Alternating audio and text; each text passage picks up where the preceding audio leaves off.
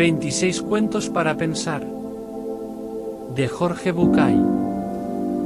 ¿Cómo crecer? Un rey fue hasta su jardín y descubrió que sus árboles, arbustos y flores se estaban muriendo. El roble le dijo que se moría porque no podía ser tan alto como el pino. Volviéndose al pino, lo halló caído porque no podía dar uvas como la vid. Y la vid se moría porque no podía florecer como la rosa. La rosa lloraba porque no podía ser alta y sólida como el roble. Entonces encontró una planta, una fresia, floreciendo y más fresca que nunca.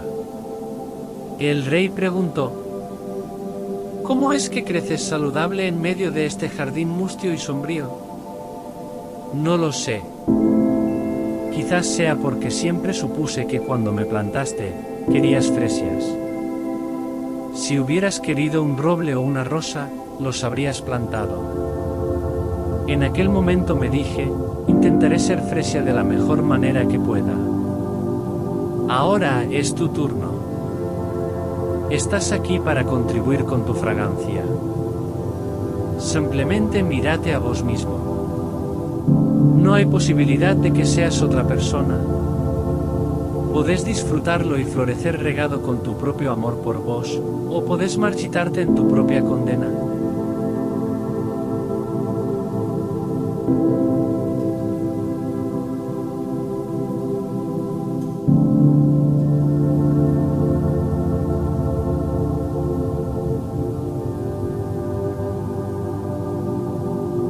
Animarse a volar. Y cuando se hizo grande, su padre le dijo: hijo mío, no todos nacen con alas. Y si bien es cierto que no tienes obligación de volar, opino que sería penoso que te limitaras a caminar teniendo las alas que el buen Dios te ha dado. Pero yo no sé volar, contestó el hijo. Ven, dijo el padre. Lo tomó de la mano y caminando lo llevó al borde del abismo en la montaña. ¿Ves, hijo? Este es el vacío. Cuando quieras podrás volar. Solo debes pararte aquí, respirar profundo, y saltar al abismo. Una vez en el aire extenderás las alas y volarás. El hijo dudó. ¿Y si me caigo?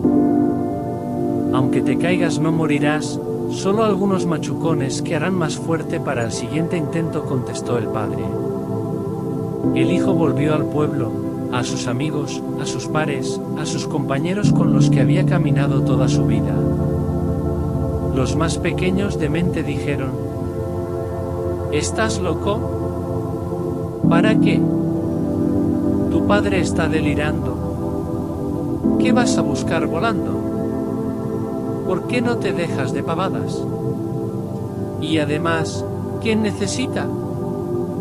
Los más lúcidos también sentían miedo. ¿Será cierto? ¿No será peligroso? ¿Por qué no empiezas despacio? En todo caso, prueba a tirarte desde una escalera. O desde la copa de un árbol, pero desde la cima. El joven escuchó el consejo de quienes lo querían. Subió a la copa de un árbol y con coraje saltó. Desplegó sus alas. Las agitó en el aire con todas sus fuerzas, pero igual se precipitó a tierra. Con un gran chichón en la frente se cruzó con su padre.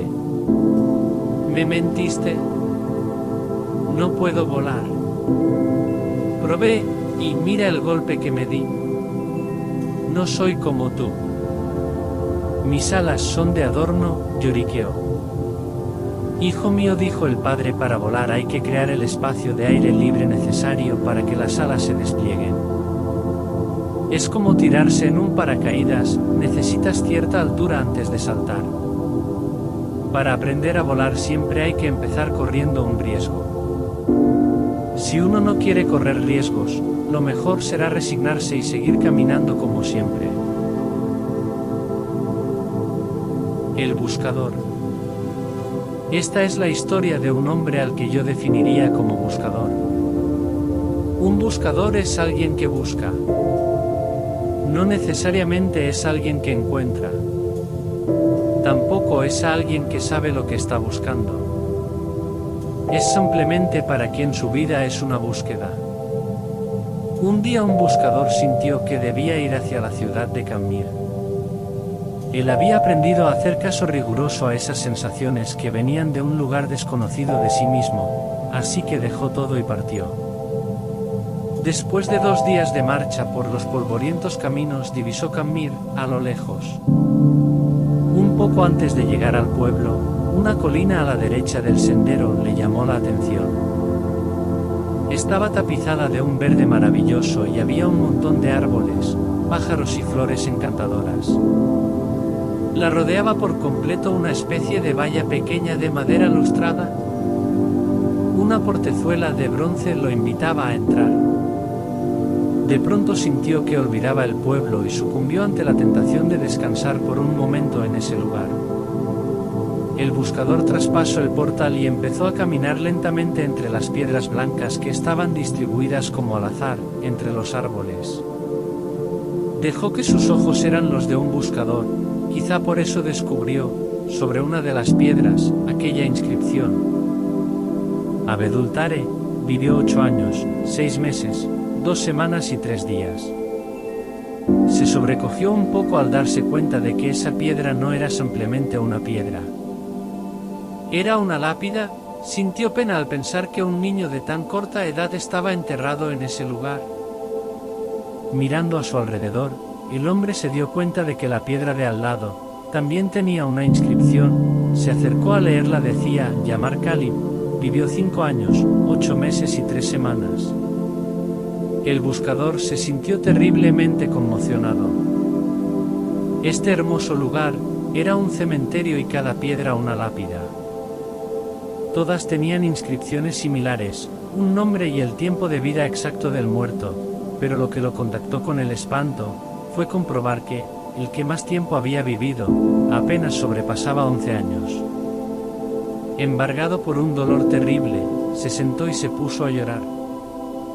El cuidador del cementerio pasaba por allí y se acercó, lo miró llorar por un rato en silencio y luego le preguntó si lloraba por algún familiar. No, ningún familiar, dijo el buscador. ¿Qué pasa con este pueblo? ¿Qué cosa tan terrible hay en esta ciudad? ¿Por qué tantos niños muertos enterrados en este lugar? ¿Cuál es la horrible maldición que pesa sobre esta gente, que lo ha obligado a construir un cementerio de chicos? El anciano sonrió y dijo: puede usted serenarse, no hay tal maldición, lo que pasa es que aquí tenemos una vieja costumbre. Le contaré, cuando un joven cumple 15 años, sus padres le regalan una libreta, como esta que tengo aquí, colgando del cuello, y es tradición entre nosotros que, a partir de allí, cada vez que uno disfruta intensamente de algo, abre la libreta y anota en ella, a la izquierda que fue lo disfrutado, a la derecha, cuánto tiempo duró ese gozo. ¿Conoció a su novia y se enamoró de ella?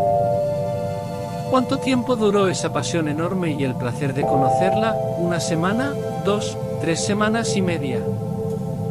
Y después, la emoción del primer beso, ¿cuánto duró? ¿El minuto y medio del beso? 2 días, 1 semana. ¿Y el embarazo o el nacimiento del primer hijo? ¿Y el casamiento de los amigos? ¿Y el viaje más deseado? ¿Y el encuentro con el hermano que vuelve de un país lejano? ¿Cuánto duró el disfrutar de estas situaciones? ¿Horas? ¿Días? Así vamos anotando en la libreta cada momento. Cuando alguien se muere, es nuestra costumbre abrir su libreta y sumar el tiempo de lo disfrutado, para escribirlo sobre su tumba. Porque ese es, para nosotros, el único y verdadero tiempo vivido.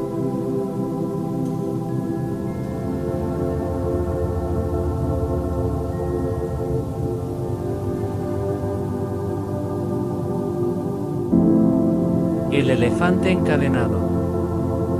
Cuando yo era chico me encantaban los circos, y lo que más me gustaba de los circos eran los animales. También a mí como a otros, después me enteré, me llamaba la atención el elefante. Durante la función, la enorme bestia hacía despliegue de su tamaño, peso y fuerza descomunal, pero después de su actuación y hasta un rato antes de volver al escenario, el elefante quedaba sujeto solamente por una cadena que aprisionaba una de sus patas clavada a una pequeña estaca clavada en el suelo. Sin embargo, la estaca era solo un minúsculo pedazo de madera apenas enterrado unos centímetros en la tierra.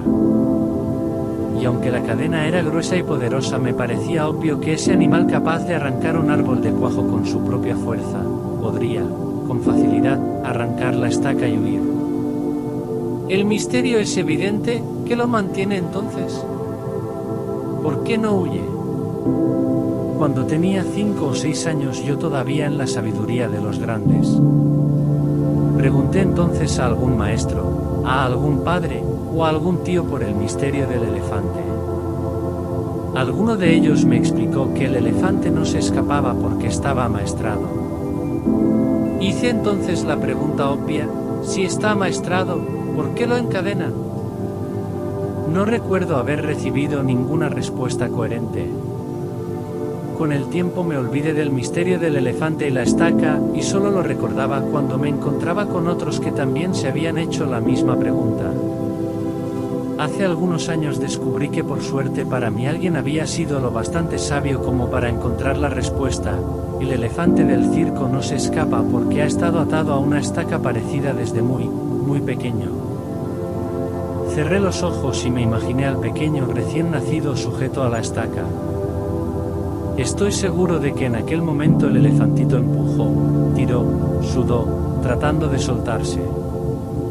Y a pesar de todo su esfuerzo, no pudo. La estaca era ciertamente muy fuerte para él.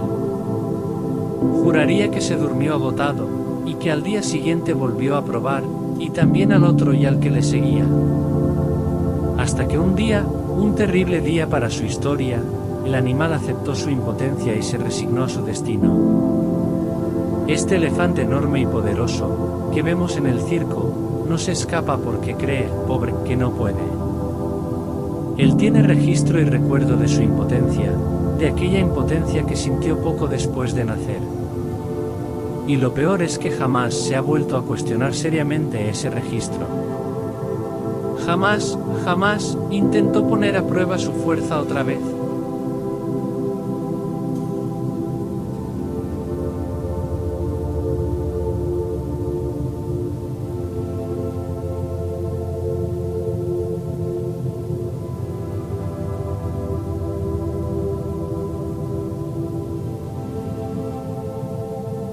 El oso.